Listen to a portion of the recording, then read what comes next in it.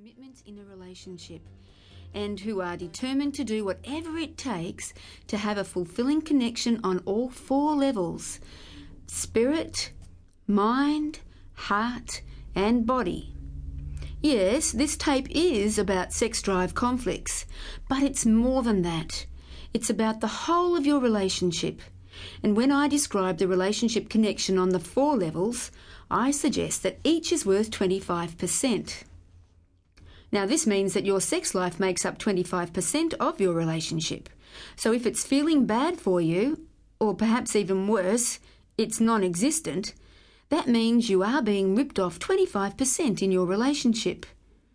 Don't you deserve better than that? 10 years ago there was a trend in counselling for the woman to present without the man so that she could share her feelings and talk about his lack of communication. And there was a standard joke about this. The definition of counselling was that it's where a woman goes to get someone else to agree with her that her partner was being a mongrel.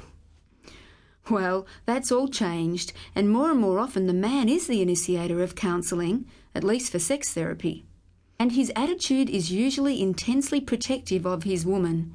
He's not there to bag her or be critical. She's a wonderful woman, except she's just not interested in sex in the way he is. Maybe this dilemma for men's been around forever. But men never really talked about it, much other than an occasional whinge to their mates. The old line about the coin jar? This bloke complains that if he put a coin in for every time he had sex before he was married, and then took one out for every time he had sex after marriage, he'd still have half a jar full after 20 years.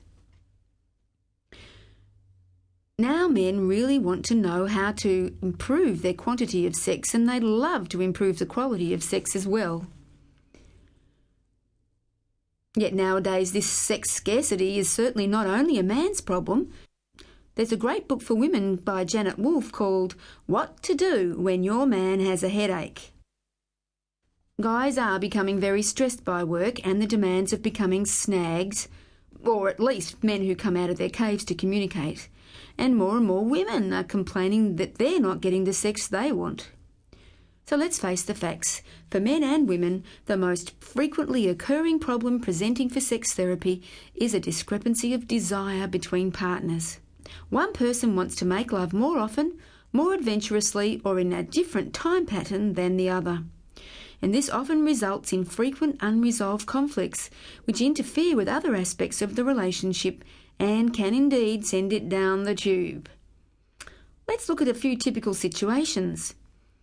There was John, who never initiated sex and frustrated Lisa no end because she was always the one to get the ball rolling. Oh, pardon the pun, but I challenge you to talk about sex without letting them slip in. Oh, God, I just did another one. Okay, now, let's compare John and Lisa with Sally and Will, where Sally was happy with sex once a month and in bed. But Will wanted it every day, and preferably on the beach or in the back seat of the car or swinging from the dining room chandelier. With such dramatic contrasts in their sex drive, you wouldn't be surprised to know that Sally and Will definitely needed to see a sex therapist. A sex therapist is certainly the recommended action. Too many people think they can work it out by themselves, or that it'll get better by themselves, or maybe that, sex isn't that important.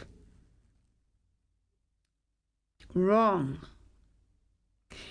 Very wrong, in fact, because most of these folk fall into the fight trap, often viciously fighting, and with resultant resentment and retaliation, where the person with the higher libido ends up seeking sexual excitement or relief with sexual pursuits which definitely don't fit their partner's values.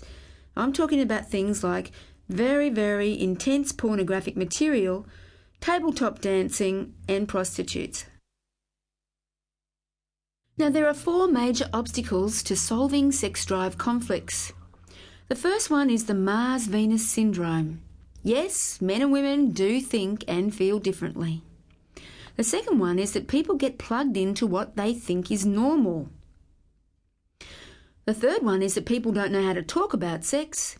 And the fourth one is people don't know when to talk about sex. Let's look at the Mars-Venus syndrome first.